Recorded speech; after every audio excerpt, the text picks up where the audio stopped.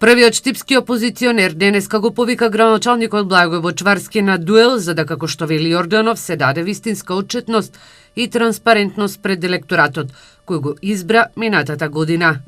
Ве повикувам да одберете медиум и време и заедно да ги спротивставиме аргументите пред граѓаните на општина Штип, за да ги презентирате сите оние работи кои што сте ги направиле, како и сите пари кои што сте ги потрошиле во изминатиот период. Време е да ги споредиме фактите со ветеното,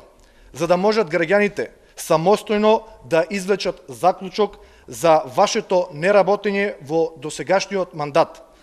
Јорданов смета дека она што е ветено речиси ништо не е реализирано, а како што вели спортско-рекреативниот центар Суетлак, жичарата до Исорот или 10 сантиметри асфалт на улиците, како и поволностите кои требаше да се дадат на младите и на младите брачни парови. По пресуд на Јорданов, возврати и Бочварски. ВМРО ДПМН исто така може во понеделник на 5 ноември, кога јас како градоначелник ќе го имам